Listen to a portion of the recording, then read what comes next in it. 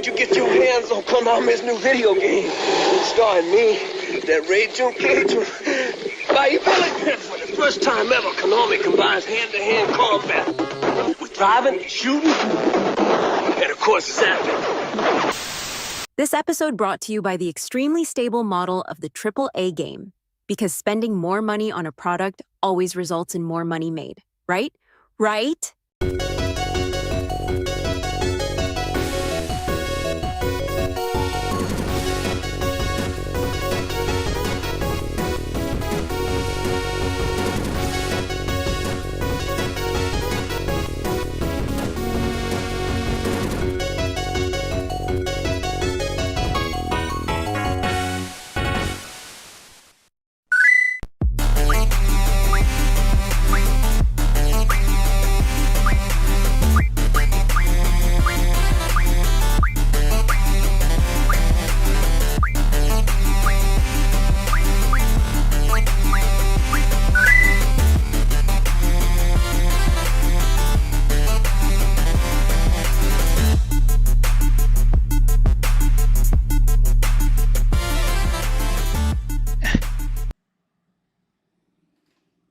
Oh no, this is the Strategy Games podcast.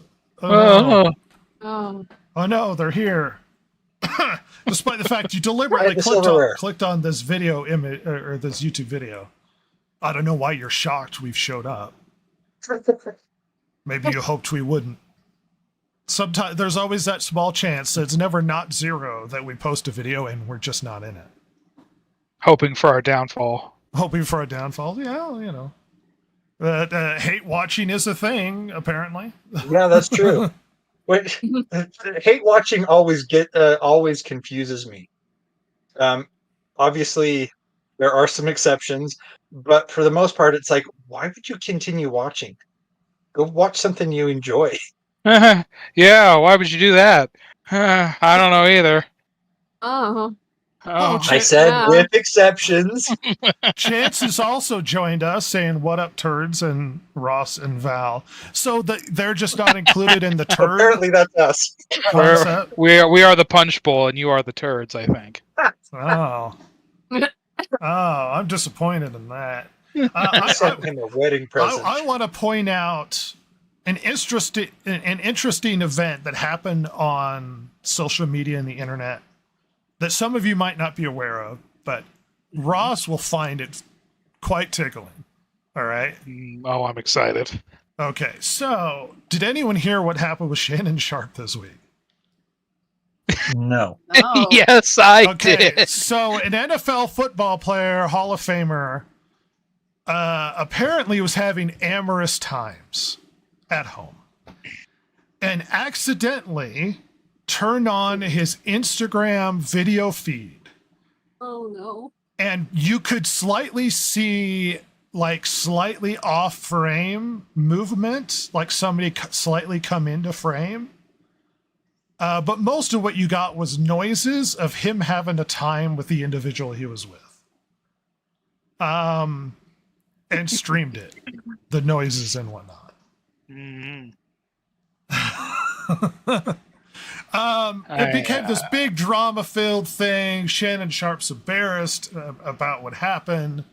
Not unexpected. It's understandable, yeah. Now, I don't know, Ross, if you were aware that R-Truth, the WWE wrestler, was in the comments of that video all over the place. You weren't aware of this? No! Constantly making comments that were just hilarious over the Shannon Sharp sex stream on Instagram. Now, what's even better, which he fooled quite a few people because they didn't know what he was doing, R-Truth, maybe a day or so afterwards, posts a video, basically live streams him slightly off camera, and you could kind of see his arm moving, implying he's pleasuring himself on Instagram Live. My God. Making grunting noises off screen, and everybody's like, oh, how embarrassing for R-Truth. I was like, I think he did this on purpose, you guys. Oh, yeah. He's giving it to old Shannon Sharp there, I think. He's teasing him. But the ridiculous idea that not only was he all over the comments section during that video, but he was also going to post his own embarrassing off-center of him being solo doing something is very R-Truth. When it comes to, so I knew Ross was gonna that's the best. Yeah. And you know what I've heard is because Rhett, as you well know, I keep my ear to the ground as far as my fellow friends in the black community. Oh, you do. And apparently everyone was teasing him because they're like, "Oh, what? They're like Unk's trying to make us think that he's trying to beat the allegations, and the allegations he's trying to beat is that he throws his dice a different way. He leans a different way. He plays for a different team." Accusations with really? Yeah, that's again, according to my good friends in the black community. That's what I was hearing. Word on the street, as it were. Which makes it even funnier, because it's like, did you do it on purpose? Was this an accident? Because it is one thing to, like, I don't know, like, accidentally release a video that you took. Like, that makes a little more sense. But it's another thing to just accidentally live stream your own banging. Like, that is why. That's several steps. But, either way, it is the most hilarious thing this week, and I love that R-Truth is involved because that makes it even better. Well, him posting his own obscure off-screen grunting video as well. we need to thank Chance for elevating the tone in the comments. By the way, I know. Chance starts making comments and he goes, "Oh, he was coming into frame all right." Well, I'm sorry, Chance. I didn't watch in great detail the entire video. I'm sure you took screenshots and captures. He hasn't saved. No, he hasn't saved. And his other comment reminds me of the video of the dude on like 9-person Zoom call for work and didn't realize he hadn't shut off his camera and starts yanking his crank over the howls of everyone else. Wasn't he the MSNBC reporter? Or was it CNN? Because that happened live on a Zoom call, and this was one of the major news networks and a reporter who was not fired for doing this on the Zoom call. Oh my God. Or remember the infamous DSP incident. The DSP incident. The camera was on the whole time. Camera's on the whole time, huh? Oh. Who thought he stopped his stream and just went and pleasured himself while the stream was going, and then was shocked to find that the camera was on the whole time. Yeah. DSP, America's hero. Perhaps the greatest YouTuber. What's that, Silver? Not exactly the same thing, but a similar incident happened to one of my dad's friends who is a higher up in a pretty big company. He was in a Zoom call with, I don't know, people on like the board or something. And of course it was during COVID, and some lady goes into the bathroom. Oh no. And she doesn't turn her camera off. Oh no. And my dad's friend just starts yelling, no, stop! Oh my God. And yeah. As far as I know, she left the company immediately after. I wonder why. Was it shame, or was she perhaps asked to leave? Shame. Because it was so soon after. Yeah, that would be my move too. I have a webcam, but I also bought one of those little swingy doors to block the camera. So at best, you're getting sound if I'm eating SpaghettiOs or whatever. SpaghettiOs or SpaghettiOs and meatballs? SpaghettiOs and meatballs. Chance says that if that ever happened to me, the whole video might be 30 seconds start to finish. Ambitious, Chance. Ambitious. Yeah. God, calm down there, champ. Jeez. Trying to make the rest of us look bad. You should never do anything in front of your webcam that you wouldn't do in front of company. Well, obviously. Or an open Obviously, window. but with the advent of everybody streaming everything constantly, this was bound to happen. Yeah, I very love it. true. What I find Ross's comments about that this may have been deliberate rather interesting, because if you're thinking about, you have to set up your stream and you have to do this and that and whatnot, you get everything ready. Yeah, it does make sense that this would be more likely to have been deliberate than an accident, unless he had that. He was doing a stream beforehand, thought he'd turned it off, and really had. That's true. He may have. I don't know. Like, if that's the case, it makes way more sense. Mm-hmm. But I mean, and to be fair, he's also a man who is probably not the most tech savvy, if I had to guess, and has probably had a concussion or two in his career. So, Chance says Skip Bayless probably had a field day with it. oh yeah, that was probably a bad day at work the next day. a lot of snarky texts coming his way before work. That being said, I guess whatever. I guess we have a podcast, so probably podcasts. Jason, how's the week been going? So, I watched the King's Man, which is the prequel to the Kingsman series. That was weird. I never cared for the movies in general. Was that the one with Rasputin in it? Yeah, that's the one with Rasputin in it. The first one was fun. The next one, not so much. And then this one just kind of went off the deep end. But let's see what else. It's adorable when the Brits try to make an action movie. God, they're so cute. Oh, they're trying. Look at them try. Oh, they're not making a little detective show. Oh, played a little bit of Sonic Frontiers. Pretty fun on that one. Do you feel the convergence coming? Is what's going on there? What's happening? Yeah, you get ready for the convergence. It was predicted a while back, and we still haven't seen it. I look forward to my new furry world. I believe Jason is the only one that's going to survive out of all of us. You're in preparation for the convergence. Yeah, I'm accepting my fate, boy. I'll tell you what. I expect I dominate the convergence. It's like that. Somebody made that song about if I lived in the Harry Potter world, I wouldn't. If I went to Hogwarts, I wouldn't use magic. I would use physical violence.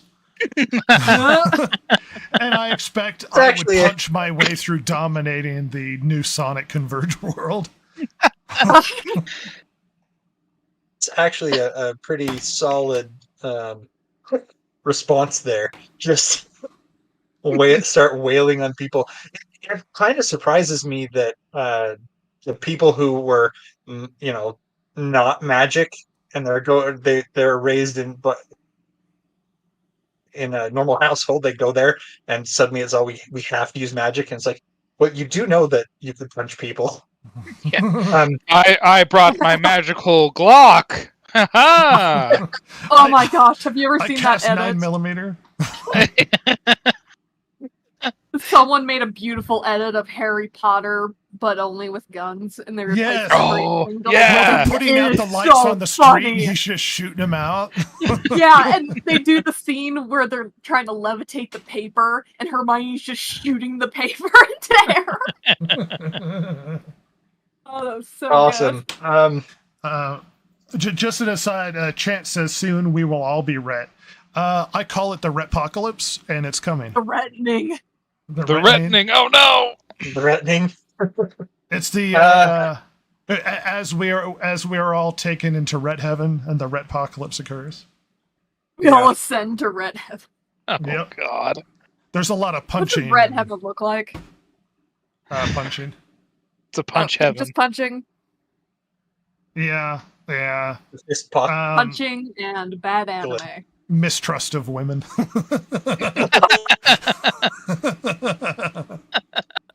Am I even allowed there? How does this work? Well, then? you are, but there's some side eye. We're gonna be honest. But the god of that heaven is very sketchy about me. About it for me. I mean, there's some other stuff. I watched some episodes of some anime, but didn't really finish anything. So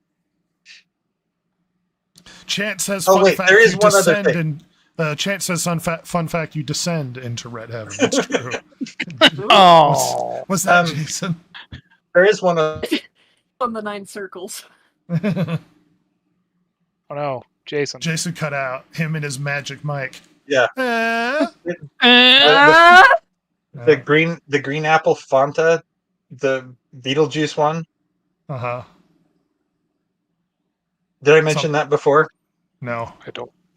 So Beetlejuice, the new movie's coming out, so they created a green apple Fanta for the movie, and I thought I'll try it because it said haunted apple on it, and I thought, oh yeah, and it's green, so I thought it might be good. I took a swig. The first taste that hits your mouth, it's actually pretty pleasant. Then there's a cinnamon aftertaste. It made a green apple cider into a soda. It tastes horrible. So your review is you don't like it. No, it's so bad. I'm just as an aside, since Chance brought it up, and we do have people's introductions to get through. Has anyone seen Beetlejuice 2 yet? I haven't. I have not. Nope. So nobody's seen it. I'm open to it because I really quite like the first Beetlejuice. Yeah. I've heard that there are problems with the story. I've heard reviews, so I know what happens, and I agree with if these are the events that happens in the movie. It's confusing and it damages sort of how things are set up from the first one. Setting that aside, it has been performing well in the theaters. So Okay. So no, I'm open to watching it. I heard it's not that great, but I'm open to watching it. But it has performed well. So who knows? Which is kind of surprising. Yeah, I mean, people nostalgia is a selling point. I'm Ross? curious if it's performing outside of the U.S. very well at all, because the original did not. It made its money in the U.S. practically entirely. I don't know. I haven't seen any numbers for international, But as far as good, went to Salt Lake yesterday, and traffic was horrible. There was about 5,000 wrecks, and so there's a reason I don't go there much, but. It was good. It was lovely. Went to the big city and went to some places, and it was nice. Except for traffic. I hate Ross in traffic. the big city with his handbag and. Man, I listened with stunner shades, brand new heels. I was looking great. That's a movie I'll get behind. The Ross in the big city. Ross in the big city. Oh, the Ross in the big city. Just my bald, bearded face walking down in like 1980s woman's office clothing. Awesome. With a small look dog great. in your purse. Oh, absolutely. Yep. Power And by God, I'm gonna make it in this city. The Tyler Moore show with Ross. Oh my gosh, is this a different version of Rhett, Pray, Love or whatever? Oh my God. Mine's Red way Pray weirder. Love is a travel show that everybody's Ross. trying to push to get It's like a on the travel line. documentary. Yeah. Well, the problem with Ross Ret Pray Wears Prada. Love, Ross Wears Prada. The problem with Ret Pray Love is Rhett hates social interactions with people he doesn't know. So it'd be a really awful, like me finding myself in countries I don't give a shit about. On top of the whole concept of like the basis of a white woman finding herself just annoys you to no end. Yes. Yeah. So you're just like, oh God. Because I hated Eat, Pray, Love. It's a terrible film.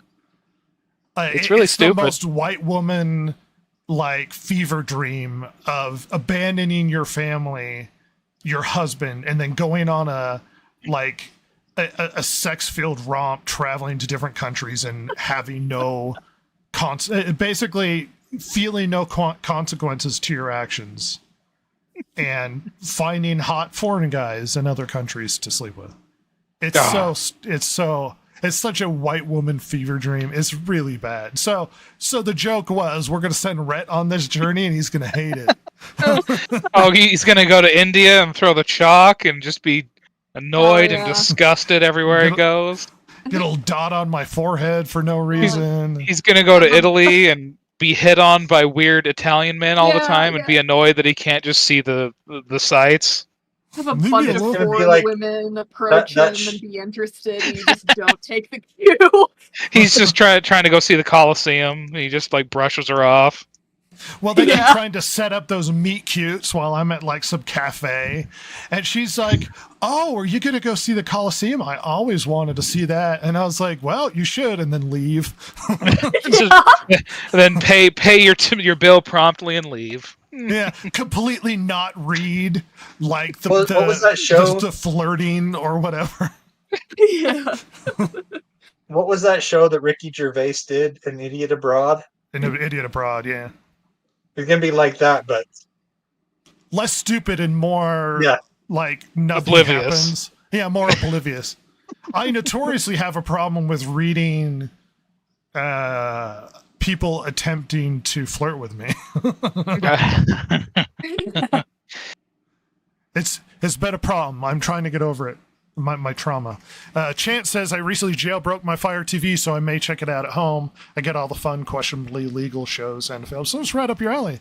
You can watch Beetlejuice 2, as well as the 40 naughty versions of Beetlejuice 2. So, hopefully Chance will send me a message and let me know how he likes it. I changed schedules, so now I have to go to bed at a reasonable hour. Your day man. So I started Ronin the other day, and yes, God, that movie's good. I'm about halfway through when I had to go to sleep, so I'm going to finish it probably tomorrow. And I am. Hey, remember when just good action movies were around and they didn't have to be IP or outrageously budgeted, and they could just be amazing based off characters and tense situations. Oh my God, dude! What a great movie! Like, I forget how cool that movie is. God. I liked the poser role played by Sean Bean, who acts like he knows what he's doing. And immediately shows that he doesn't with the ambush plan. Yeah. And Chance says the naughty Beetlejuice 2 stars Shannon Sharp. Oh, Shannon Sharp. Oh, well, there you go. I would also recommend the that recent Japanese TV series Shogun. You should check that out. Oh, yeah. Silver, how was your week? Oh, wait. We don't want to... Yeah, my cue. Yeah. You get your own intro video. We're going to use it. I am not going on until my cue. All right, now you may speak. You have permission. Oh, thank you. Oh, I had a truly abysmal week, just purely busy. I've done nothing else with my life ever since school started again. Please help. That is all. I just like I've done nothing else with my life, and then I was going to cut it off there and be like, oh, because of school. Oh. Literally, I am running around like a chicken with my head cut off. I can't do anything else other than schoolwork. This is the only time I get. Well, didn't me and Ross advise you against this plan of action with the 2-pack schedule? Listen, I hate myself, and I chose this. It's self-flagellation for the sins you've committed in previous It is. life. I just took a test today on a Saturday morning. I'm hating myself. Well, Silver's having a good time. Kaiju University is rough, Kaiju University is not for the faint of heart. Kaiju University is not for the faint of heart. Learn how to fight big monsters and destroy cities. I mean, it's a tough curriculum. No. Very. People really think quickly, underwater basket weaving is hard. Destroying cities 101. I've been really quickly. I've watched some really bad anime. That's not what we're talking about. I've been playing some WWE 2K16. I finally got the Intercontinental Championship, and I moved on to get the Tag Team Championship, and my tag team partner happens to be Sting. Oh. And me and him dominated things.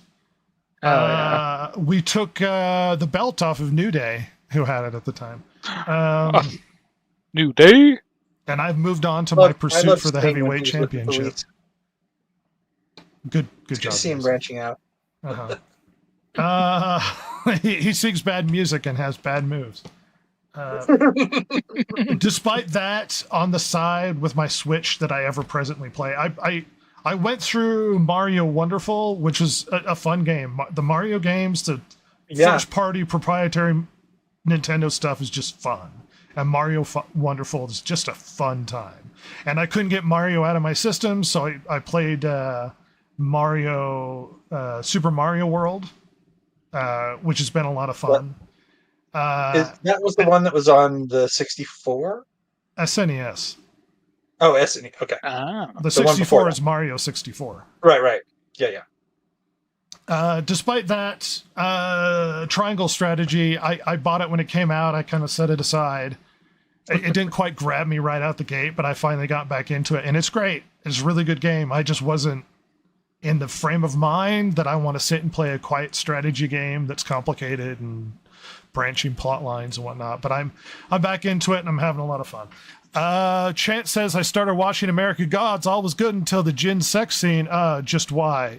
And so you wrote down the time code and saved it for yourself, and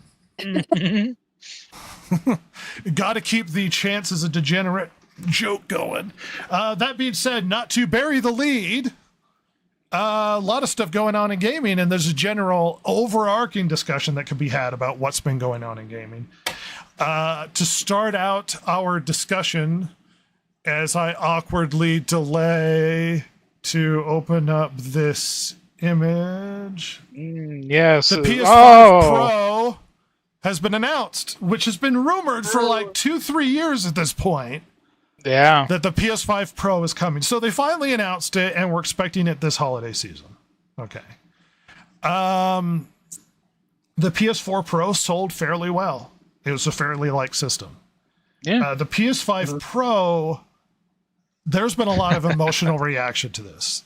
Primarily, and right off the bat, the $700 price tag. For the PS5 Pro, which everybody responded to with, excuse me? Now, here's my question, real quick. Yeah. Is that with a disk drive or without?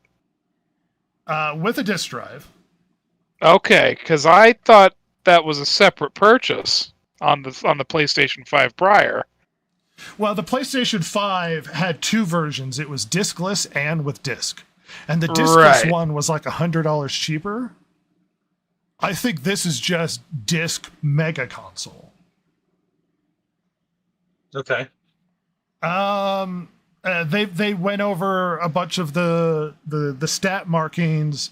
It's gonna run better. It's slightly more improved. 60 frames per second, which was promised since the PS4.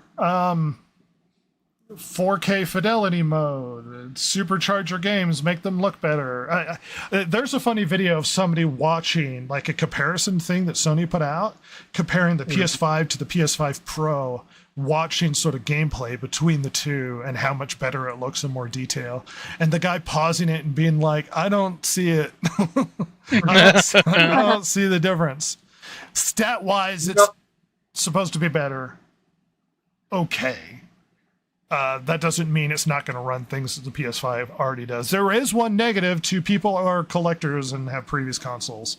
It no longer will support PS3. Whereas the original PS5, I guess, did support a lot of PS3 titles. That seems weird that they wouldn't that if the PS5 already supports PS3 games, why wouldn't the PS5 it's all of them, but most of them? That seems really odd. It should be like, hey, we're gonna jazz this up. We're gonna make it so much better, but we're not going to support something that the previous version of the same console already did. Well, They did that with the We'll just PS3 cut that though. out. They did that in the PS3 era. They had progressively less backwards compatibility as the PS3 lifespan went on. Yeah. There's been a lot of skepticism about this console. To read a little bit on IGN's article here, Cerny, to his credit, did highlight some improvements to full-blown PS5 exclusives, like Spider-Man 2, which sucks. But the broader sentiment remains that the base PS5 has yet to flex its full potential. Tentpole first-party titles like God of War Ragnarok, Horizon Forbidden West, Gran Turismo 7 all look and play great on the PS5, but they're also available on the PS4, raising questions about whether they're even stretching the capabilities of Sony's base hardware to begin with. An extended cross-gen period, which has continued to see titles release across both the PS5 and PS4, has left early adopters feeling shortchanged, as they expected the PS5's power to be fully explored much sooner. Older consoles are ordinarily left behind within 1 or 2 years, but bloated development budgets and pandemic-induced stock shortages have meant that last-gen systems remain very relevant today, which has been very true. Jason's still rocking the last-gen Xbox, and hasn't seen the necessity to upgrade, despite the fact that all the rest of us have. We're fast approaching the PS5's 4th anniversary, and yet many major titles continue to be developed with decade-old PS4 in mind, including upcoming titles like Black Ops 6, Metaphor, ReFantazio, which are still releasing on the PS4. To give you a bit of more perspective among the PlayStation-obsessed audiences on Push Square, just 9% of users say that they are interested in the new PS5 Pro, as opposed to 24% who said they wanted the PS4 Pro. I'm going to be honest, as someone within this realm, I am probably the only person on this podcast who would be even remotely interested in the PS5 Pro. I think I'm the only real PlayStation gamer among us as well, but pretty much everybody's on Xbox, and I have multiple consoles because I'm a douche and I collect multiple consoles. Despite that, whether or not I get a PS5 Pro would come down to a few things. Can I get a good price on a trade-in for my current PS5 to leverage that into a Pro? Because I'm not going to have a PS5 and a Pro at the same time. Yeah, and I know it's been reported by Forbes. I don't know. I haven't followed up with it with GameStop, but apparently GameStop is currently taking in PS5s for $410, which is a great deal. Yeah, that's crazy. Good deal.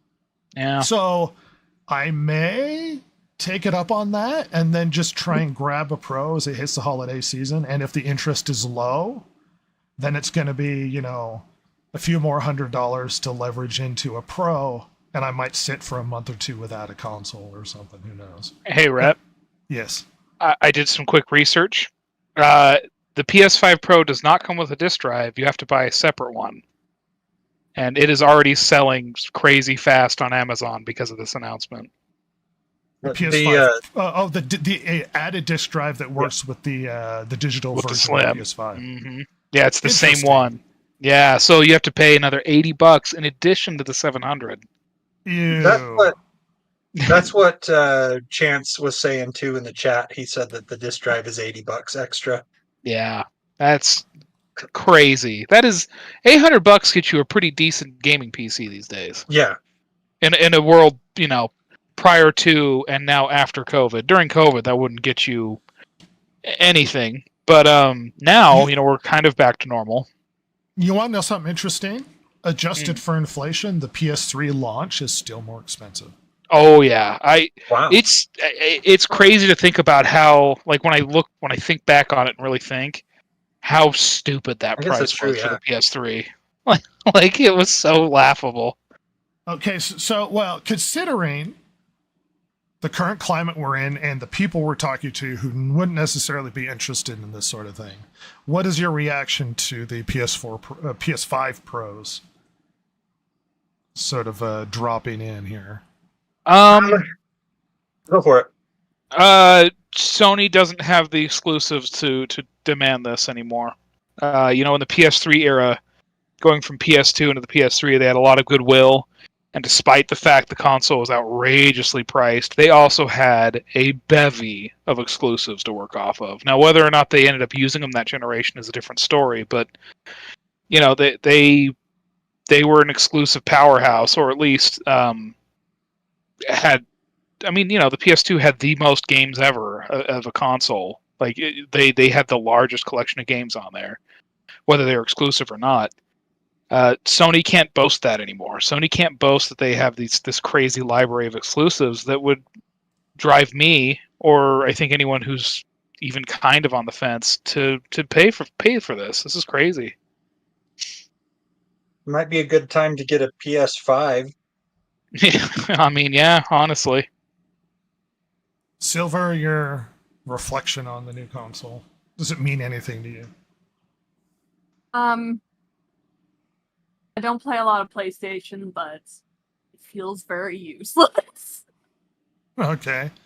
Compared to Chances just getting a normal PlayStation, a Pro, it's just like, what's the advantage of it? It's just a lot of money so far, and we just hear that it can't play PlayStation 3 games. And doesn't have a disc drive, apparently. Yeah. And that is worthless. To read Chance's comments, PS5 Pro is quite possibly the biggest middle finger in the gaming industry. No disc drive.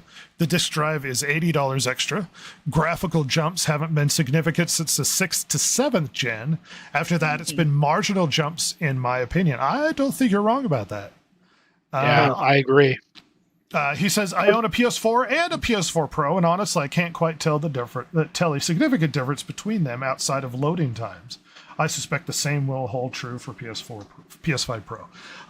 As far as Pro consoles, as someone who owned previously a PS4 Pro and currently owns owned a PS4 and currently owns a PS4 Pro, I did find a significant difference, and the reason being, the PS4 didn't run in 4K resolution, and the PS4 Pro did, which justified me buying a 4K console or a 4K television to take advantage of it.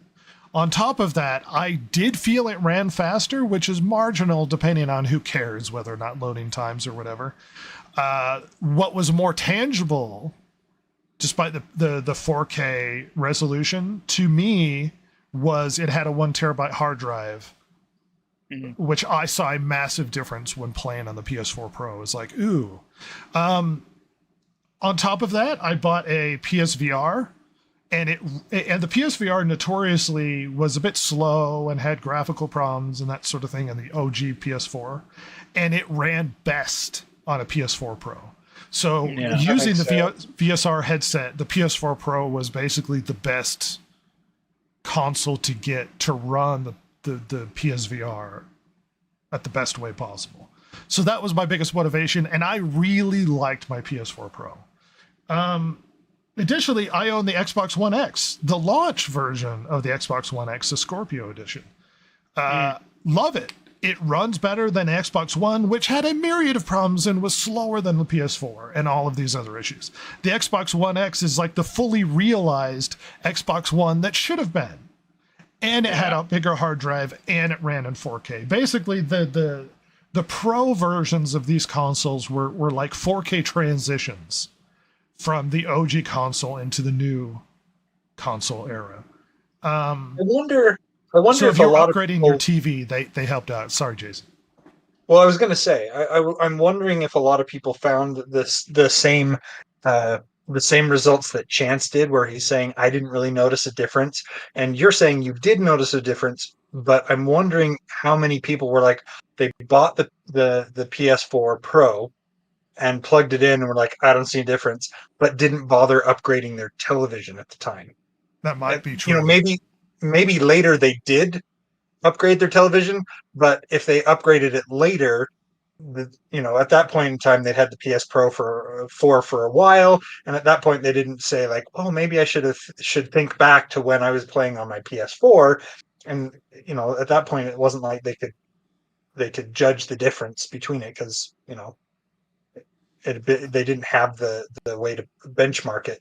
But the other thing is that we're getting, more and more resolution on televisions and things, and it's got to the point where a lot of times the resolution is so fine that our eyes can't detect it.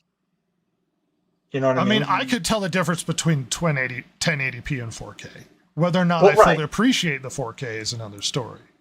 Right. And I'm not saying that. What I'm saying is 4K, we bump up the resolution, but you get to beyond 4K and nobody 8K can tell and the such. difference. Well, the only Yeah. reason why you would go 8K is if your television was ginormous.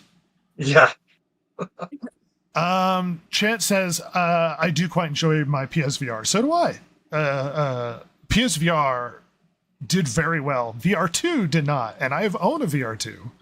And I really enjoy it, but it didn't do as well as PSVR. And then he says, I think I may be the only gamer alive still playing on 1080p. You may. My biggest impetus, I am. Ross is still, my biggest impetus for moving to the so-called pro versions of the Xbox One and the PS4 was because I had bought a 4K television. I bought a 4K television because I got a new job and I went through a breakup and I was like, I'm going to get a new television. That's basically why I got it. Which then I have a new TV, but I don't have any media to take advantage of it. I didn't have 4K movies or something to play 4K movies. I didn't have a 4K console. So there was no reason to have the television because I couldn't watch anything on it in 4K. And so my first big upgrade was to get the PS4 Pro, mainly motivated because it played 4K movies so that I could watch them on the TV and with the upgraded resolution. I mean, all of this is personal reasons why I upgraded the PS4 Pro, but with the PS5 Pro, it's less of a massive transition. Will it perform better? I guess. Am I mildly interested in getting it? If I can get a good trade-in deal for my PS5, maybe. But at the moment, it doesn't seem to be general audience necessary that people are really clamoring for this thing. Ross? Well, you know what I was just thinking about is how this generation and the last generation of consoles, it changed where in generations previous, typically, if the manufacturer came out with a new version of the console, it was usually to make it smaller or consolidate features, kind of a thing. Well, like the Slim with the PS2. Yeah, or the PS1 compared to the PlayStation 1 kind of thing. Either to make it cheaper, consolidate features, that kind of a thing. The PS3's versions, it was consolidating things and or making it smaller, cheaper. I think it was the same with the 360 as well. And now it's switched to where it's to get you a more powerful, more expensive console. I don't know. It's just interesting. I guess that's indicative of how quickly games and software is moving on in harnessing the power of these various graphics, GPUs and graphics cards or whatever. And I wonder if that's why. I don't know. It's so curious to me. Is it the console world trying to keep up with PC? Well, and maybe tech-wise, the question is, are they hearing complaints from developers that they want more speed, more graphic fidelity, they want the ability to get higher resolutions or higher frame rates? Because as far as I could tell, the big AAA market is stalling or crashing on itself because the big AAA titles aren't performing well. And so if there's pressure from these developers to have more to work with on the PS5 console, which is already a massively powerful console. I mean, look at what they did with the PS3 that released at the end of its generation, The Last of Us, which was a beautiful game and still looks good today. Yep.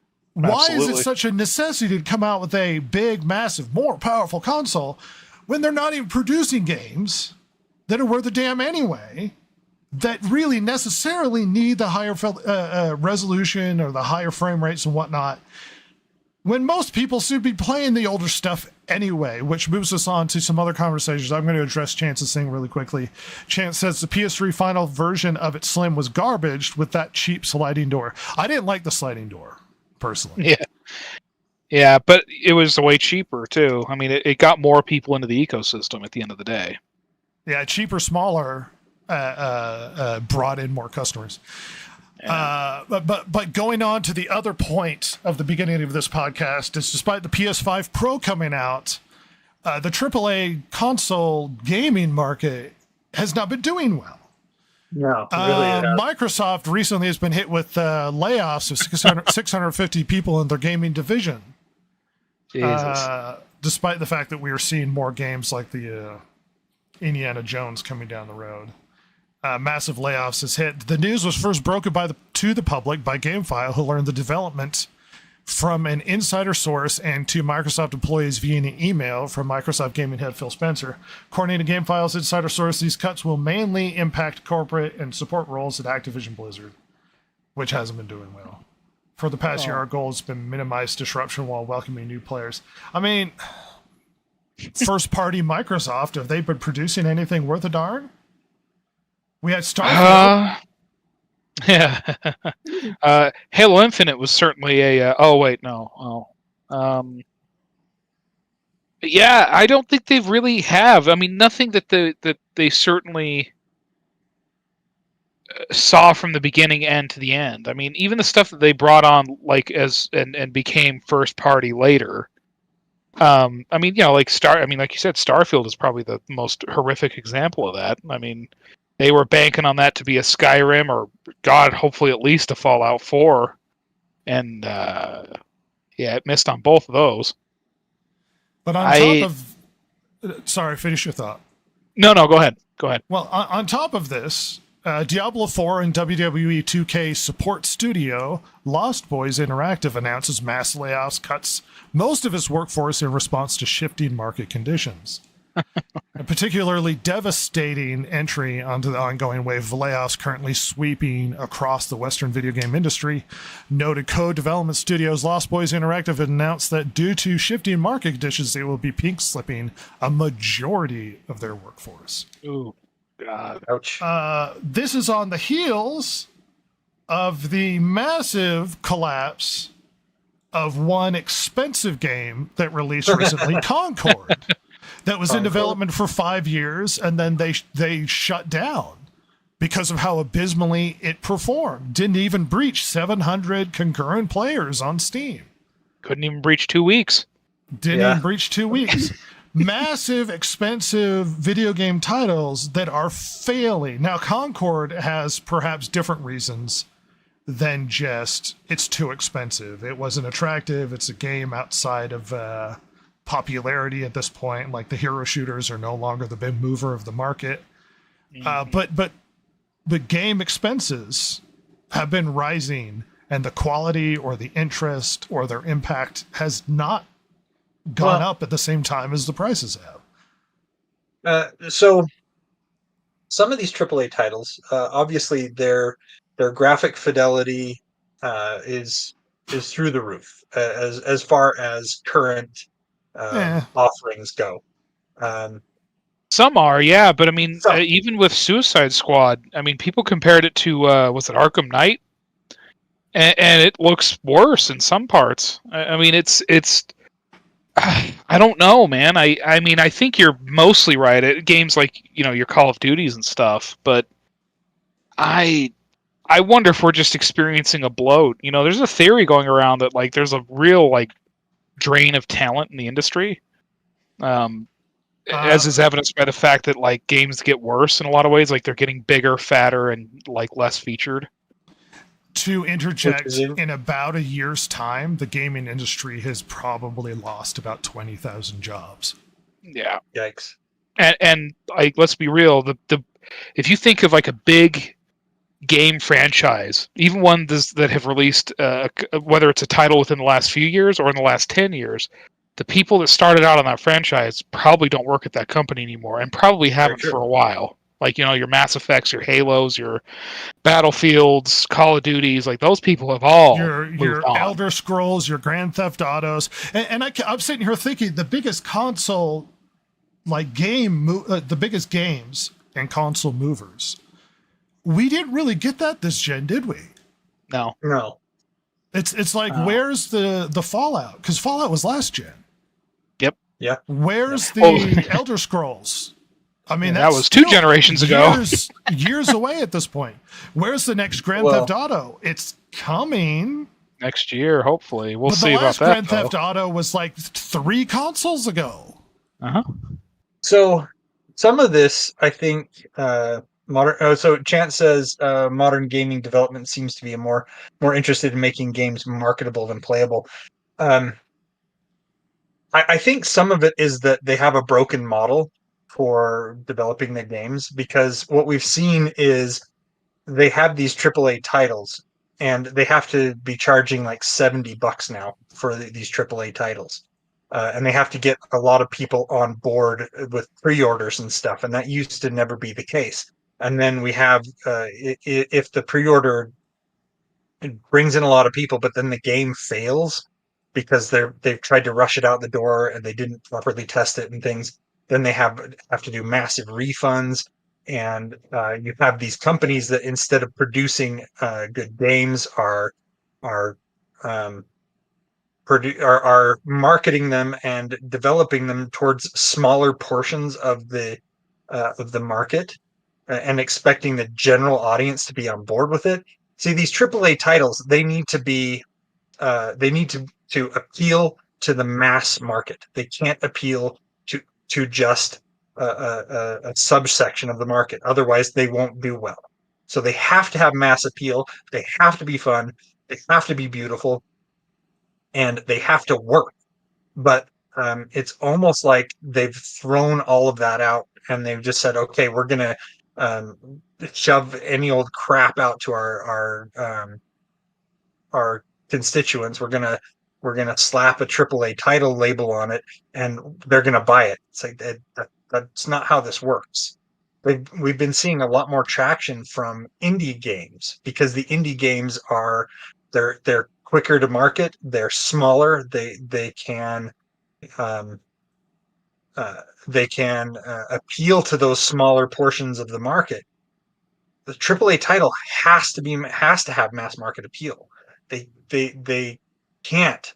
They absolutely cannot focus on a portion of the market, but they seem to be doing that.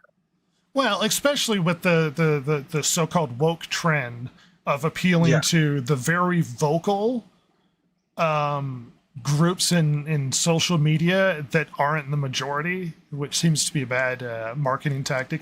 But I think it's a terrible cost is also one of the biggest factors in these AAA games failing, is they're spending so much money on these games and they're not producing the returns that they want. And there are a myriad of reasons for it. The games aren't fun. They're political in their messaging. I would argue they're busted in many ways. What's that, Ross? Well, as I say, I might argue the opposite of Jason. I think it's the opposite problem. I mean, look, yes, there is a difference between, super niche games and then making something a little bit more marketable. But I think in their quest to make something marketable, they've created something that's lacking passion and is turning into either like too many features. I mean, Ubisoft. Think of like every Ubisoft game ever, where it's a collectathon, there's crafting, there's exploration, there's fighting, like there's 5,000 different aspects of it, and it just turns into this gray, slurry slop of a game that, it kind of looks pretty, but then you get bored with it in a few hours because there's nothing behind it that makes it feel like there's any passion to it. There's nothing to say. Whereas a game like oh God, there's been several. I mean, you had the obvious one, although it's kind of more of a AAA title, I guess. I think it's a little bit smaller than that, but your Helldivers, or what was that game that came out recently where you're like, it was on PC. It was an indie game where you're like little corporate lackeys, like delving into horrible places to get stuff to pay off your debt. Lethal Company. I mean, these games are huge. I mean, maybe not for as long, but they make a lot of money because they're very tight in their focus, and there's clearly passion behind them that makes them interesting and fun to play. I mean, there's a really famous quote from a making of documentary of the original Halo, like talking about 30 seconds of fun. And if you can repeat that 30 seconds of fun over and over again, people will play it and people will keep playing it. And I think the problem is they're in a attempt to get mass appeal, they're leaving behind a lot of this stuff that made these games fun in the first place. I mean, we have witnessed in our lifetimes, maybe less Val's, the rise of video games as being the major entertainment format, but it started out a much more niche thing, and it was the niche thing that got people interested. I mean, that's what brought people in, was more and more was that sort of passionate people making these projects. I mean, they ended up getting more and more money put into them, and now we are. But I think it's the opposite. I think they're really trying to chase this trend, and it's not working because there's clearly a lack of something behind it. I don't know that our viewpoints on this are divergent. I think that they're more convergent than that, because I think it's because of, well, I think that, one, they need that mass market appeal, because these games, because they're so expensive, they need to make a lot of money. Oh, so yeah. That mass market appeal as they are budgeted now, certainly. Yeah.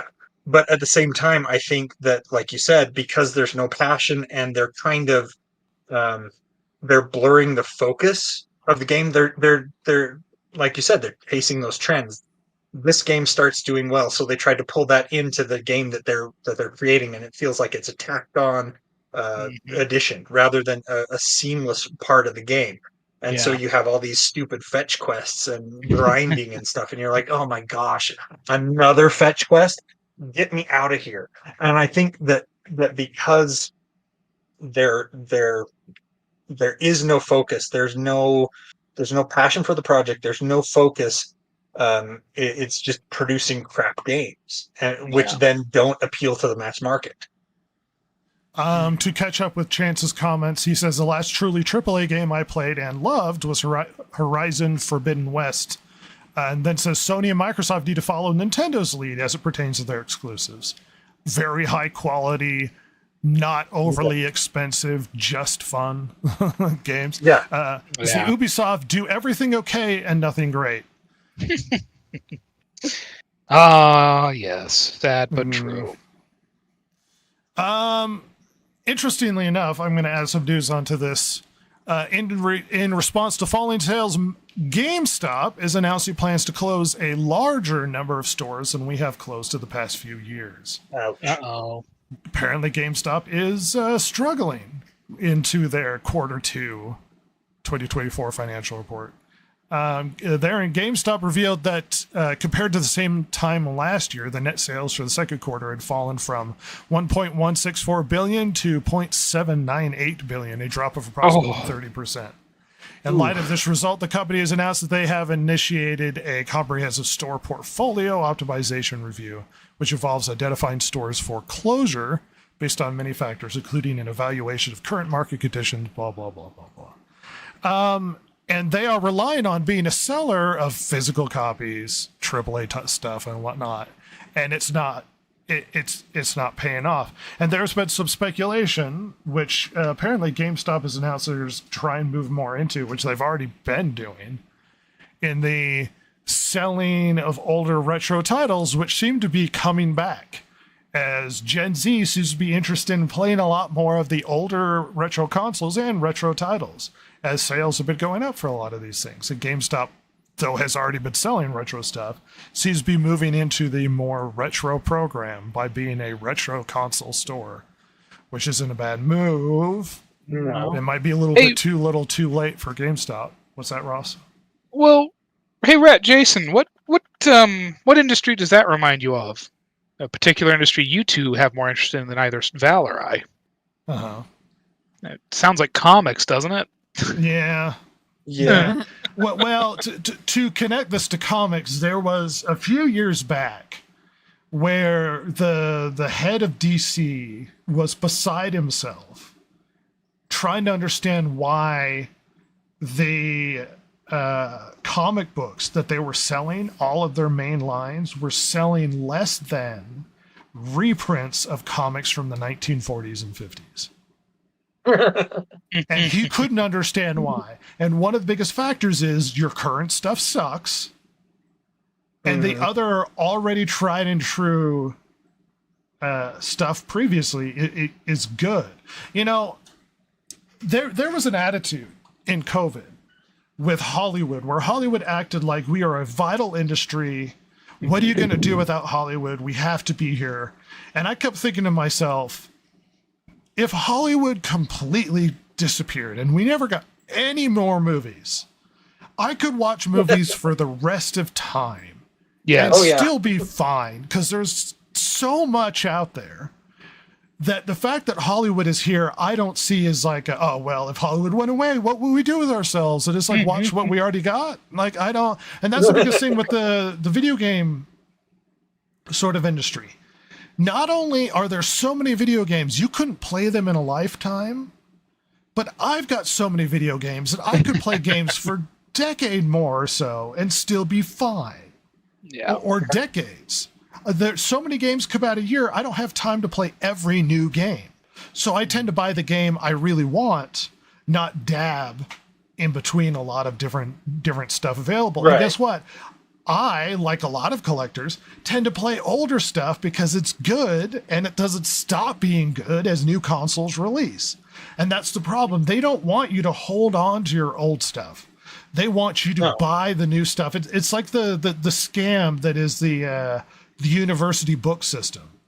They come out with a new version forcing you to buy the new $200 book for the class when the previous $200 book for the class still has almost the exact same content, but is slightly different, but they have to sell the new books in order to keep the industry going by producing more instead of use like previous versions that have existed for how long, as Silver will attest to, and they're absurdly expensive. I bet kaiju books are really expensive too. They're enormous. And game collecting is a popular thing. Game collecting is a thing that's been, I'm a collector.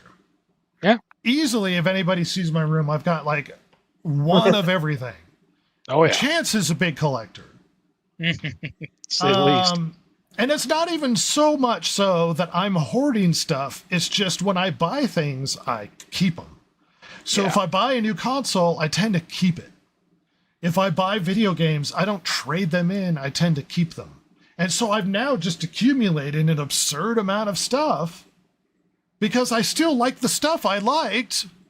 Why do I need to buy the new PS5 Pro if only, I mean, there's no way I'm going to have two consoles. So I either trade in or I just don't upgrade to the PS5 Pro. And it's not a shock that people are going back and playing older stuff, which isn't helping move the industry forward much to everybody's chagrin. Yeah. But the old stuff is still good. Now, much to my lament, we are actually moving out of physical copies, which is a bad idea. But most sales, I think it's in the 70%, something like that, tend to be digital. Which is part of the reason why I think the best console, if you were to pick one out of all generations currently, is going to be the Switch.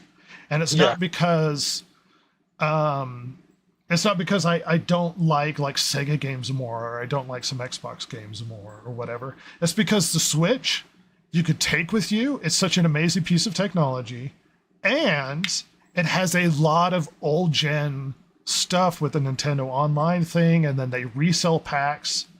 Like I've got the Nintendo Switch games with like the Castlevania Anniversary Collection, and like if I could pick one console, and I had to throw all of them away, I'd probably keep the Switch because I could use that thing forever. Because I could use old stuff on it, I could do new stuff on it, I could carry it with me, I could go everywhere, and it's a great little console. Is it the best technically wise? Is it the best resolution? But no, that doesn't matter, and it shouldn't matter. Fun at its core is the most important part of gaming. Shockingly enough. It's weird how that works, huh? It is weird how that works. Anything to add before we start to shift into other things? Yes. Go ahead, Jason. Sorry. The other thing I want to add is the gaming as a service model. That is non-sustainable as well. just because you have to unseat the current champion in order for your game to actually flourish. And that is going to be almost impossible. Well, And so you can't. Sorry to just reinforce your point, and it's something Ross will be very aware of. When it comes to shooters, you tend not to have multiple ones at the top. You have the one that everybody's playing, and then people migrate to whatever is the new one everybody's playing. That tends to be what happens with shooters. So if there's a new Call of Duty, people move to that one and they abandon the other. Yeah. And so, like I was saying, unless you can unseat the current champion, you're toast. That's what we saw with Concord here. Oh yeah. And it's not going to win, yeah. No. And so you can't be chasing that kind of game, especially as a AAA. You have to go back to this game is super fun. This game is tight. This game is replayable. This game is is game busters, and people are going to jump on that. You're going to be successful.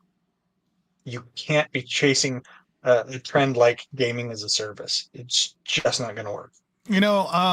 I saw Grummins have an interesting commentary on Concord, where he said hero shooters tend to attract people based upon whether or not they like the look of the heroes.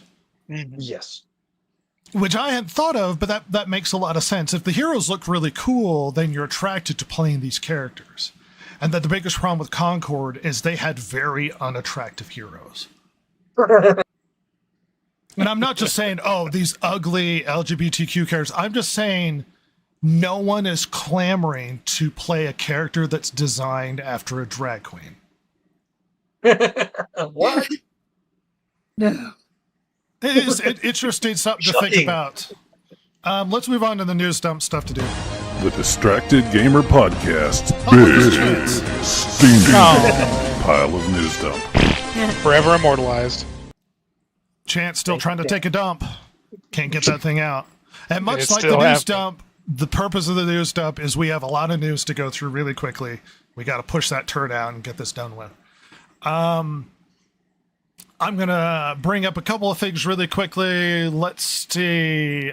There was an effort with petitions online to preserve games and stop killing them, and particularly games like The Crew, that when it took its servers offline, it basically took everybody off of the game. And The Crew and The Crew 2, the developer, is that Ubisoft? Yes, it's Ubisoft, announced that they're going to come out with offline modes for The Crew and The Crew 2. So, oh wow, perhaps in response to the petition that came out, because it and I think there's also from people's Steam pages. What's that? Well, I think there's also been some unwanted attention from the EU as well, who are obviously very regulatory in their consumer world, and I think this is probably that probably helped as well. Probably so. A bit of interesting news when it comes to the Rings of Power. Ross might be interested in this. So, Amazon has reported that Season 2 has had 40 million viewers. But when you look into it, this is over a period of 11 days and includes the first 4 episodes. So... And just to clarify, we don't know how that's distributed. So the first episode could be 25, and the next one 10, and the next one 5, and the fourth one 0, for all we know. Right. We don't know how that 40 million is distributed. And to classify this and compare it to Season 1, the premiere had 25 million. And this 40 million that they're touting of people who have watched the show is over an 11-day period of time, including 4 episodes. So perhaps not the slam dunk that they're trying to spin it as. No. I also want to point out that the streaming services tend to count of view when somebody may have clicked on it, watched the intro, and then decided nah, and turned it off. Yeah, if that even. Yeah, And that's so very key. they're really these numbers are super suspicious. Well, because 40 like I million, said, we don't know if they watched the whole episode or 2 minutes. Right. Right. Yeah. And so if somebody accidentally clicked on it and then was like, oops, this is the wrong thing, I wanted to watch something completely different, Amazon is still going cha-ching. In addition to this news, Hollywood Reporter came out with a very interesting article talking about the sort of difficulties with this show. Apparently, the claim at this point is it's a $715 million series. They were touting it as a $1 billion series. I mean, let's not pretend that they weren't. But there's some interesting quotes to come out of showrunner J.D. Payne and Patrick McKay. And to quote, "The Fellowship had to look to each other and those who support it and remember what it's fighting for. And when we see that millions of people are watching this and responding so positively to it, that's who we're here fighting for. And those who watch every episode and negatively write about it on social media and make YouTube videos, us, we're happy to have you guys too. Oh, thank you. It wouldn't be a journey through Middle Earth without some trolls along the way. As for the Ring's ratings, third-party services have shown a steep drop from the series' debut season. The spin from Amazon goes like this. Of course, the ratings are down because the first season was so huge. Sure. By the way, 37% of the people that started season 1 didn't finish it. And the season premiere was 25 million, as I recall, for season 1. Of course, the ratings are down. They were so huge last season. Let's see, there's something to this. Even Prime Video hits like Fallout and The Boys haven't matched Rings season 1 on a global basis. That is to say, though, that the highest viewed single episode on Amazon, I believe, is a Clarkson Farm episode. Yes. Oh, yeah. And by the way, they were, they're talking about how good the viewership was. I mean, obviously they're not going to say this, but let's not forget, weren't they paying people in Brazil with groceries to watch Rings of Power? Yes, you got grocery credit if you signed up to watch Rings of Power in Brazil. So, Oh my gosh. mean, the numbers are, immediately that throws everything into question. I mean, even if 5 people did it, but, like, come on. It's incredible that they're like, yeah, don't remember that. Please, God, don't remember that. We definitely didn't do that. And with an article staying on top with an article from that Park Place, the viewership data shows that The Lord of the Rings of Power's total watch time has declined by over 51% in its 3rd week. So this is comparing it to itself, season 2. Mm-hmm. Data analytics company Luminate reports that The Lord of the Rings of Power only garnered 372.7 million minutes watched for the week of September 6th through September 12th. That is 51% than the show's 2nd week, where it garnered 764.7 million. So between the 2nd and the 3rd week, they lost 51% of viewers. Yikes. Wow. On the current season. Oof, that's brutal. I mean, that's a really bad drop for TV. Yeah. Things are not looking good for season 2.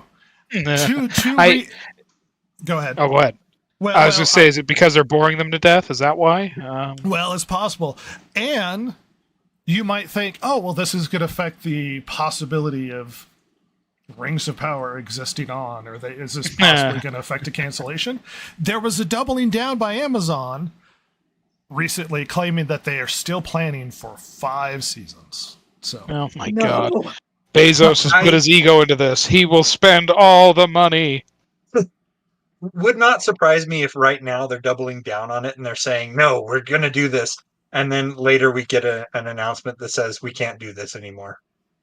Well, we get to season 5 and it's only angry YouTube reviewers watching it.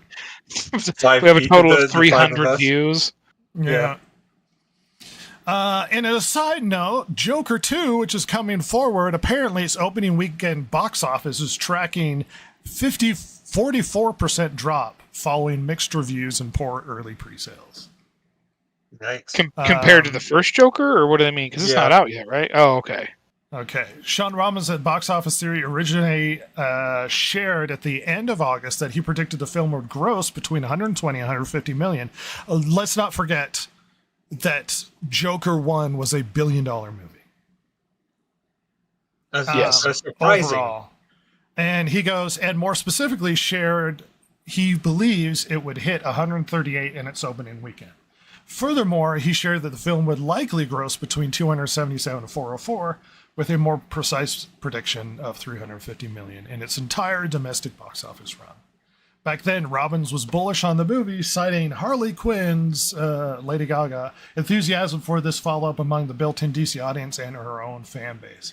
He also noted that social media traction is very healthy at this stage before release, with signals pointing to stronger upfront demand for the sequel than the first film. He did hedge his bets, yada, yada, yada. Now, as for the overall domestic box office, he lowered his predictions there as well. He now predicts a range between 150 to 222, with a more precise prediction of 168, which is a 52% decline. And pre-sales of tickets are not doing well, and most of the reviews are mixed. Seeing as how me and Ross are pretty much the only ones that really watch Joker, what's your response to this? I don't know. I guess I shouldn't be surprised. I mean, the first Joker did catch people off guard with how well it did. And on top of that, this director is taking this in quite an artful, or at least seemingly artful, direction with the addition of musical numbers and such. And I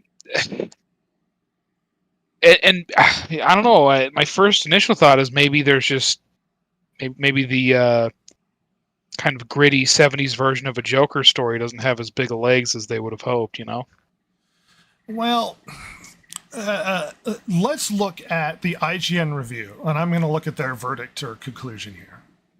And here's what they had to say. The word is it suddenly an ad drops and it makes it suddenly longer. The worst thing about Joker Folie à Deux is its unfulfilled potential. It begins with the promise of a novel approach to Joker and Harley Quinn, placing them in a world where the opposite of cruelty is musical romance.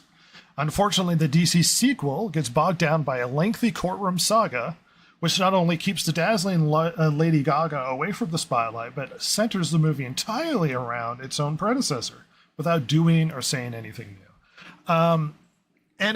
What I've been able to tell, sort of the aggregate of the reviews, is the initial response to it being a musical was mostly negative, and that those who have seen the movie basically say that despite the touting of it being a musical, they don't actually lean into it. That they end up having a few musical numbers, but they don't actually go the whole distance and do the musical thing. And that much of what the movie ends up being is a weird courtroom drama that instead of having something new or more to display, because if you've seen The Joker and you enjoyed it, as me and Ross did, it's so beautifully shot. Like almost every scene is iconic, is in its own way. Every scene is shot and shaped and structured in such a way where it's beautiful and haunting in every aspect of the movie. This movie seems to basically recreate a lot of scenes that the previous Joker had already done, which doesn't mean that it's actually doing anything new or establishing anything new with how it's presenting itself. It's just retreading. Like if you've seen the advertisements, we get Harley Quinn dancing down the same damn staircase that he did in the first one.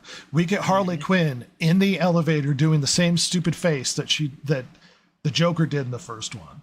We see that there are almost a lot of rehashings of what we got before. And it doesn't seem exciting to get this all with what is essentially a bland courtroom drama. It's like, even if they were doing the musical, at least they should have leaned into the musical part. But it seems like they're sort of hesitantly stepping back from the full musical thing, and they're just having musical numbers. And there's been a lot of disappointment across the board. What's that? This actually isn't too surprising to me, because I think that Joker kind of caught not only the audience by surprise, but them by surprise. I don't think the studio thought it would do as well as it did. And when it did so well, they're like, we got to throw a sequel to this together. And so there was very much, it seems like there's very much a lack of vision here. And they're like, we don't know exactly what we're trying to do here. And so they're bringing in this Harley Quinn thing, and Harley Quinn is doing the same thing Joker did in the first movie. This all to me feels very much like they're like scrambling and trying to throw a movie together and hoping that it can just ride the coattails of the previous one rather than expanding on the previous one. I mean, perhaps having heard commentary from the director and Joaquin Phoenix, it felt like they had a vision for what they wanted to do for the second film. Their vision just sucks, though. Harley Quinn is a attractive character. Girls love her. I hate Harley Quinn. Harley Quinn sucks. She's not an interesting character. And everybody was hoping with this edition of Harley Quinn that everybody's going to be, oh, Harley Quinn. One complaint I read was the film is too in love with the Joker, including Harley Quinn. And I was like, but that's what it should be. It should be about the Joker. Yeah. It shouldn't be about Harley Quinn. Her life revolves around her obsession with the Joker. But apparently people are lamenting there's not enough Harley Quinn, that it's too about him. And it's like, but that's what her character is. She's obsessed with the Joker. So this isn't a Harley Quinn movie. This is Joker 2. This is a Joker movie. And it feels like, I don't know if it's a failure of vision or their vision was poor. Like they needed glasses, but it seems like the direction it's going really had nowhere to go. That being said, as much as we seem to be a poo-pooing podcast who dislikes everything, I wanted this movie to do good. I didn't like the idea of Harley Quinn being in it. I didn't like the idea of it being a musical, but knowing how awesome the first movie was, I still wanted it to be good. I was still hesitant going, you know what? We'll still have to see. It doesn't seem like they're pulling it off. Now, I may personally, individually, see it and like it. It seems unlikely, but I may. But it sounds like it's a fumble, especially after a movie. And I once again, I've heard comments after the success of the first Joker that one of the biggest problems with the second one is the expectations when compared to the first. And it's like, that's what happens when you do a sequel. There are going to be expectations. And I know you're going to lament the idea of having expectations for this thing, but you do a sequel, it's going to be compared to the first one. It's just going to happen. I mean, I'm still going to see it. Oh, sorry, go ahead. You can go ahead and finish. Well, I'm still probably going to watch it, but because I wonder if they, how do I word this? Were they always planning on having the weird musical numbers in it just to kind of have a strange interlude and like as part of the vision, and then the marketing team picked up and ran with it? Or were the musical numbers like hindered by producers and studios? Well, I don't know. And the musical number, having musical numbers in it, might have been part of the motivation for Lady Gaga, because she's Lady Gaga. Yeah, that's what part of the motivation for casting her, because she did really well in A Star Is Born, which is about singing. Todd Phillips was the producer on. I think and by the way, let's all remember, the Joker was budgeted at $55 million. Yeah. I mean, that, which is in today's world quite modest. Yes, very modest. Yes. Especially for a movie that looks that good, and it seems to be mostly shot in real places. This I just out of curiosity was curious what the or rather I should say out of curiosity looked. to see what the rumored budget of this one is, because they're not listing it officially on Wikipedia yet. And it's supposedly $200 million, with Lady Gaga getting $12 million of that, which is, by the way, good for you. You're paid, Mazel girl. tov. Yeah. Yep. But holy God, that's. I mean, look. I guess from a dumb, I'm not dumb, but from a businessman studio exec situation, you look at it like, well, goddamn. 55 million and we got $1 billion. Let's put 200 million in it. See what we get. Like, it'll make more money. But they spend more, get more. yeah, but then it's like, but this is a weird artsy movie about the Joker. What do we? Yeah. What? There's no Batman in this. You understand what we're making, right? Like, this is yet another example of what I was kind of talking about, where it seems like this was a surprise. But that it made so much money, they're like throwing money at the sequel and hoping that they get another lightning in a bottle type thing. And it's like from the producers, probably, yeah. You've got to take a step back here, because they only had 55 million to work with, which means that there was a lot of constraints, and they had to really tighten things down. And when you get into a situation like this, where you're like, oh, this made us a ton of money. Let's try to spend money to make money, and things just get out of hand at that point. Unfortunately, people tend to instead of like trying to come in way under budget, they just try to shoot the moon here and use as much money as possible.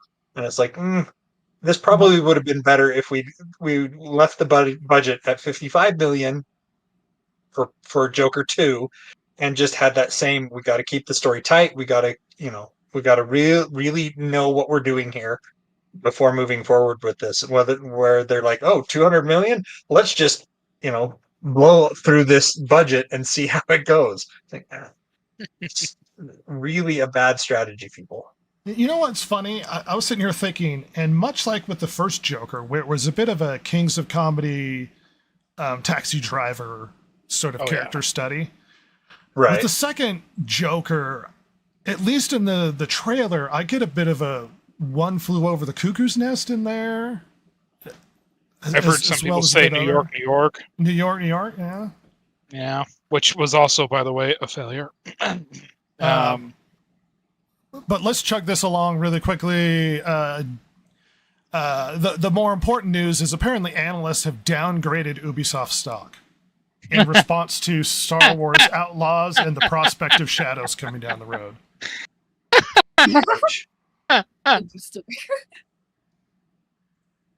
Way to go, Ubisoft. Touted as a cozy Lord of the Rings game placed in the Shire with a large, diverse group of people. Oh no, Red! I knew you'd put this on here. Delayed. Look, if whatever they want to do this game. Personally, I'm not going to play it. It does not look fun at all. I will say this. This is look. I mean, I've seen the hilarious video of Count where it's nothing. Oh yeah, like where it's that you sent, right? Where it's like Black Hobbit, and then two white women developers talking about it, and you're going, wait, what? I know what happened here. Yeah. However, to maybe play devil's advocate, okay, if you are going to exploit the IP of the Lord of the Rings or the Hobbit or whatever, I think that's actually a very clever idea for a video game. Do an Animal Crossing sort of thing with the hobbits, because the Shire is very adorable and cozy, as the young people might say. Just like you got a point there. Rhett and Val and I have been playing Return to Moria, which they decided they looked at Valheim and said, "But what if dwarves?" Yes. and they did, and by God, it's very enjoyable and fun, and I quite like that game a lot. So I think it's actually very clever. Not to play it, by the way. Oh yeah, listen. It's a good thing I have no access to the world, as it were, because it would be really hard for me to fight that itch. That's an interesting point. The only thing I would set aside is graphically, it doesn't seem to be very taxing, and it's not a good sign that they have pushed this back until basically the fall season 2025. Yeah, that's a bad sign. Also, interestingly, this is a Weta Workshop game. They make games? I thought they made swords and things of that nature. It is a Weta, so... Wow. Yeah, yay New Zealand gaming industry, I guess. Oh, I saw the women working on that. Listen, nobody's winning in that. Those are California imports right there. Yeah, that's the office situation is rough there, but I do hope this cute, cozy Animal Crossing knockoff they're making does well for them. But we'll see. I think it's a good idea, genuinely. Okay. Genuinely no ill will to them at all. If they want to make this game, go for it. The thing I ask myself is how many gamers out there sat down after watching the movies or reading the books and thought, you know what, I'd really like to play a video game in the Shire. Well, Jason, it also may cynically be a game that they made to keep the IP. That's entirely possible. Because look, during COVID, Animal Crossing made like $1 bajillion. That's very true. So, let's make a cheap Animal Crossing clone. you have a point. You have a point with this could be that cozy Animal Crossing type game that just everybody loves and it does really well, and more power to them. But like I said, when I think about the Lord of the Rings, yeah, exactly. I saw your development studio. I am not impressed. Signs point to bad. At any rate, we're going to shove really forward. Apparently, Concord is being removed from PlayStation Network again. Oh, no. Oh, So even if you bought it, and I don't know if you accepted the reimbursement or not, but they're just taking it off. Wow. Dude, it's brutal out here for a collector, man. What if we wanted to have and hold Concord forever? You can't. And as an aside, something I found that was really interesting, article for Rock Paper Shotgun. So I've heard about this and I've read a bit of articles onto this. There's a band called Heaven 17. I don't know if you've heard of them from the 80s. They made a song that I never heard of that is apparently fairly popular called Temptation. And GTA Rockstar Studios went to them and basically contacted them to use the song in their game. And the one of the main guys in the band responded to, "Oh, we're going to get a big payday out of this. That's awesome." And looking into the contract in the email that they sent, they offered $7,500 for which is a buyout for any future royalties when it's attached to the game forever. Oh my God. Fucking Rockstar. And his response was, "Go F yourself." Good. Yeah.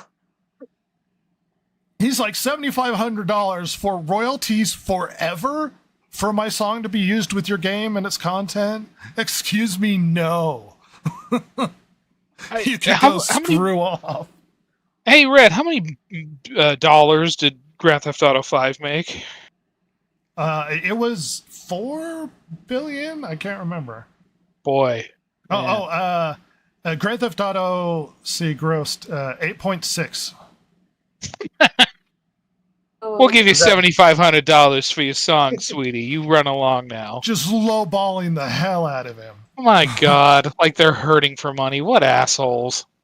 I would be embarrassed to send that email. Like if I knew that's what I was sending in that email, I would tell my boss, "You can send it," because I can't have my name attached to this.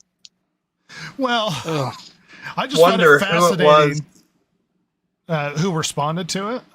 No, I wonder who it was over at Rockstar that put this package together and thought it was a good thing. And it's a song from the 80s. Maybe they thought, they'll take any money we give them. Nobody cared about this song forever. And the guy's response was, "Royalties in perpetuity forever? No." No. Yeah. Excuse me, no. That's God. ridiculous. That And is good for him for reading the fine print and rolling his eyes. absolutely. You know, maybe that was you could get away with that a little more when Grand Theft Auto was back when gaming was more niche 20 years ago. But we know you made billions of dollars now, Rockstar. You can't do that. Like, I'm sorry. Should be enough God. in the budget for them to pay a decent amount for this song. Jesus. This is like not me in going down and buying a perpetuity. used car. Well, it'd be one Jesus. thing if they offered him like that this is a buyout for royalties forever, but they gave him like 50,000. But it's not even Right. 50,000; it's 7.5. So you know, I mean, whatever. even if you said, look, we're going to pay you 75,000 to use the song, and then we'll pay you royalties later for all purchases that come from the sales. That would have been a fine offer there, because they would have been getting royalties for the that could have song potentially used ended later. them up with hundreds of millions of dollars from. Yeah. Yeah. But They could have. Rockstar isn't going to make that deal where they get a penny per, or even a fraction of a penny. They're not going to make that deal. No, they're not. I mean, No. it's obvious that they're not when they give them an offer like this. Oh my gosh. But that's it for the news that I had. We've got a bit of Jason stuff. What do we got, Jason? So apparently they approached Orlando Bloom to play Legolas again in the Hunt for Gollum movie that's going to be coming out in 2026. And he's like, I'm significantly older than I was in the Lord of the Rings. This is going to be a problem. And they're like, no, we'll Just use de-age AI him. to de-age you. And he's like, oh, okay. And so the internet hasn't been happy with that, apparently. Oh, God. I'm not sure. So one, I'm not really looking forward to this because I don't really care about the Hunt for Gollum. But Sir Ian McKellen is returning as Gandalf, and apparently they've got Orlando Bloom on board, but they're going to do the Uncanny Valley aging thing with him. I don't know who they're going to be getting to play Aragorn. Younger. I know they're recasting him in younger because I know I heard from old Aragorn that he ain't going to be in it. Yeah. Oh, Vigo. Yeah. Interesting. But yeah, one of the comments on it was, all right, that's it. Doesn't matter how good he was as Gollum. This movie will be irredeemable garbage 100%. And Andy talking like he belongs at a circus. So that's been some of the chatter on that. The next one here, apparently 8 years ago, when Apple decided to remove the headphone jack, they said it took courage to go in this direction. And Apple has finally decided that buttons and ports are cool, and they're putting them back in their products now. Oh, my God. Jesus, So they're Apple completely so much. backtracking on all of the stuff that they're like, no, we got to get rid of these buttons. And like, we messed up here. Awesome. I'm Screw not. you, Apple. I'm not an Apple fan. If Yeah. you buy Apple, you're gay. Official Why are you confirmation gay? that official confirmation that Tom Holland will be playing Spider-Man in Spider-Man 4. Yeah, that's not unexpected. No, it's not. But they keep talking about bringing in Tom Holland and Tobey Maguire again into the next Spider-Man movie. And I'm going, oh, no, don't do that. That's a Well, and mistake. I've heard the next Spider-Man is not going to be a multiverse, so I'm hoping it's not going to be a multiverse. Of course it will. It has to be. They make money, don't you know that? The last one made money. We're going to do it again. Okay. So this one is actually a bit interesting. Apparently, change.org, I think it was, that they filed a petition to get Disney to uncancel the Acolyte, and so the numbers are interesting because they said that they got just over 72,000 signatures as of the writing. And if we look into that right now, it's at 77,000, just over 77,000. But considering the amount of fans, and that like Bridgerton wanted some deleted scenes restored for its third season, and that is a much less well beloved IP than Star Wars, and they got 75,000 signatures on their petition. There's like really, let's see, My Lady Jane calling for a new season received 66,000 signatures. So the Acolyte petition is basically going nowhere. Well, it's my opinion that most of the petition impetus and the people upset about the canceling of the Acolyte wasn't because people watched it, because they didn't. Nobody watched the Acolyte. Most of the motive with the petition and people upset about it is because they're upset that people got it, that the people who got it canceled won. Not because they want it to come back or they watched it or gave a damn. Right. They're just upset the other side won. Yeah, quote unquote won. Well, one as in they said they didn't like it and no one showed up to watch it, therefore it was canceled. Because they see everything through this culture war lens. And the problem is, just because somebody hates it doesn't mean they got it canceled, because we don't actually have that power. It got canceled because nobody liked it. It's not because people hate it, it's because no one likes it. Yeah. And so, I mean, with the amount of Star Wars fans, if the Star Wars fans were actually behind this and they actually liked it, this would be hundreds of thousands easily in the signatures. Up to millions of signatures on this. But because the Acolyte did so poorly, because nobody really liked it, this is basically you're sitting there looking at 77,000 signatures. That's a lot. Not for a Star Wars IP. For a Star Wars IP, this is a total rejection of this petition. Well, and somebody liked it, but just to point out, the amount of people that liked it did not justify the $180 million price tag. Exactly. That's absurd for a show. Just for a show that did so poorly. Getting her friends' paychecks. Yep. Okay, so they're doing a live-action remake, another one. I mean, come on, Disney. Do something new and novel. Stop going back over the stuff that we like. Capacity. And ruining it. But so Lilo and Stitch is the next one that's going to be coming out, and this particular article, in my mind, really throws lights on probably how bad this is going to be, because the star of the new remake is begging fans to embrace it as its own story. That to me says that this is going to be really bad. If they're like, oh, you need to embrace it for its own story, for its own thing, then it's going to destroy the original. It's going off script. It's going away from what the original was. The original was awesome. I love Lilo and Stitch. But this right here, maybe it's going to be good. Maybe it's going to be good. But this hints that it really isn't. Yeah, well, if any indication of previous work that they're working on here. Yeah. So this is Billy Magnuson. He said, I hope they embrace it as its own story. When they make these live action films, sometimes I think people hold on to what the other one was, and they're not in competition. Well, then why make it? Family. Why use the name of the previous one? Just make a new thing. It's like, hey, don't hold it against us that we're using this other IP to get you to come to see this one, because it's its own thing, and don't think about it. Yeah. For the love of God, don't call it Lilo and Stitch. Call it something else and make it its own movie. Yep. I mean, they're just so desperate. I mean, that's the reality, right? Well, yes. And the rule is, I don't know how many times I have to repeat this because it's worth mentioning. The rule is, if you're going to use a previous IP, you are going to be measured by the standard of the previous IP.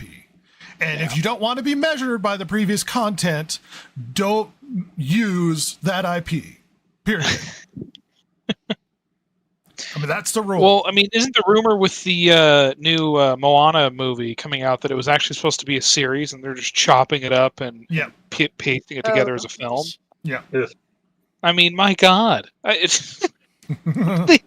Quick, what do we have that has non-white people in it? Quick, look around. Like they're just like, what did people like that has not white people in it? Quickly, we need to find this because we keep trying to make the white characters not white, and they get mad. And we also hire actresses that are real a-holes too, apparently. Go full Moana. But the problem is, if you go full Moana and they're using the same standards they had before, then they're going to have diverse Polynesian villages, which wouldn't make any sense. I don't want to see one white person in this diverse group of Polynesian people. I don't want to see a not. white person, an Asian person, a black person. Unless it's Captain Cook bringing disease and they murder him. I don't want to see one goddamn Caucasoid in my fucking Moana movie. Well, unless there's like a voice of a cartoon companion, you can have a white guy do that because it doesn't matter. Yeah, Right. big deal. Right. Alan Tudyk will gladly voice it, I'm sure. Just to remind everybody, yeah. the Snow White trailer has the most downvotes of any video on YouTube right now. Oh my gosh, that's so bad. Oh, and you know what's the funniest thing when bringing up Snow White? Because Rachel Zegler is Snow White, and the Wicked Witch is freaking Wonder Woman here. Yeah. And the biggest explanation is why would Wonder Woman be jealous of Rachel Zegler? Like, she's hotter than Snow White. She's way prettier. She's way hotter than Snow White. I don't Maybe know she's why jealous she of would her be so acting ability. Oh. Oh. But it's weird because we're supposed to look at her and be like, oh, this aging woman who is jealous of the new young hotness. And it's like that no one is looking at her and going, oh, you know, not as hot. Do you think maybe the casting director was like really high up in the organization and nobody wanted to say anything when they cast her and they were like, Had a "That thing doesn't for make Rachel any-" Zegler. Well, it's like, but why did you cast? She can't be the witch. She's good looking. Like this is. Do you know what movie we're making? Like this isn't Sleeping Beauty. Like stop. Like you gotta. I mean, it's a classic story about like the aging woman being jealous of the younger hot chick. Yeah. Don't pick the older woman who's much hotter than the Snow White character. Yeah, that's just crazy. I think the other thing is that it's the whole we have to be diverse in this movie, and that Snow White is not having a love story. It's she needs to be the leader that so maybe it's who's the fairest leader, who's the best leader of them all. Mirror, mirror on the wall. Who's and the she's girl jealous. bossest of them all? Yeah, she's jealous because the mirror comes back and says you're being outbossed by Snow White. Okay, so new theory online is that Theo is going to turn into one of the Nazgul because apparently at the end of the last in episode 4, Arondir called him the Lord of Pelargir. So apparently he was able to promote Theo to Lord of Pelargir, and that means that he's going to be one of the kings of men that gets one of the rings. I don't know. It's hard to theorize because I don't care. It's like, sure, Theo's a Nazgul. I don't care. Whatever. Yeah. He's a little But shit kid anyway. It just shows how like stupid this stuff is. It's hard to sit and theorize about this sort of thing when you're just not interested. Borderlands theatrical run is over with just $31 million worldwide, which barely enough to cover its marketing costs. Yeah. Worldwide. Like 31 million is the opening weekend for most movies. Yeah. Certainly of that budget, you'd hope. It is a really bad failure. This is going to have people hesitant for coming video game related movie content. Eli Roth directed that though, didn't he? I think so, yeah. Wow. I bet he's so proud. He's so proud. So proud. Well, we better get out of here. We've got other things to do. Final thoughts, Silver. I'm not hopeful for future games, future consoles. Oh. Future movies. Oh. She's just real sad overall. Just got real sad. If anything this episode has taught me is that I'm sad. She's just real sad. There's a dark cloud over the kaiju household. I'm with Silver on this one. Oh, it's infected. Everything just looks so trash. There was an article recently I saw where somebody was talking about how it's basically a bad time to be a geek right now. Yeah. Oh. Because everything's terrible and they're dumping on you for not liking it. And there's just a lot going on in the geekdom world. Things is going good. At any rate, oh my gosh.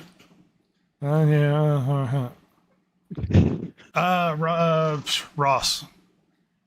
You know what? I also do not have hope for anything with a major budget coming out anytime in the near future, but it'll be interesting to see the contraction of industries and the horrible kicking and screaming of change that they're going to have to do, but it will be entertaining. And by God, smaller studios, you keep making those fun games, because by God, we need you. And those movies, if any of you still exist. Just please, God, save us. Make something fun. Love it. Jason? I'm just going to say I'm with you guys on this. It's so depressing what's out there, and we need people to step it up here. I think that the contraction, like you said, of the market is going to make people reassess, hopefully in a good way, and they'll get back to doing what they used to do, which was making good, fun content. I agree. I don't know if there's much I can add to anything anyone else has said. You know what? One thing I'm going to say as an aside. If you're paying for a service, whether it's Xbox, PlayStation, Amazon Prime, if there are benefits, you take advantage of those benefits. Do you know how much content they put out? Like Amazon Prime in particular. There's a lot of benefits you get for having Amazon Prime that nobody takes advantage of. If you're paying for it, take advantage of your benefits. Yeah. And I know this sounds weird, but did you know that if you have Amazon Prime, they give you free games? Oh, yeah. I've been getting those. The recent ones are Lord of the Rings based. Shadow of Mordor, Shadow of War, Lord of the Rings, Lego. Mm-hmm. Ooh. Get your free stuff. If you get a free game every month with PlayStation PSN Network, get your free game. You're paid for it. Get your free stuff. If you have Amazon Prime, you can get like Twitch Prime and stuff. Like, good Lord, people. My money, and I need it now. But that being said, we need to get out of here really quickly. We've got other things to do. We love you, everybody. Platonically. I'm still going to lean on that joke. Anyway, we're getting out of here. Thank you. Goodbye. Hey. Wait. Before we...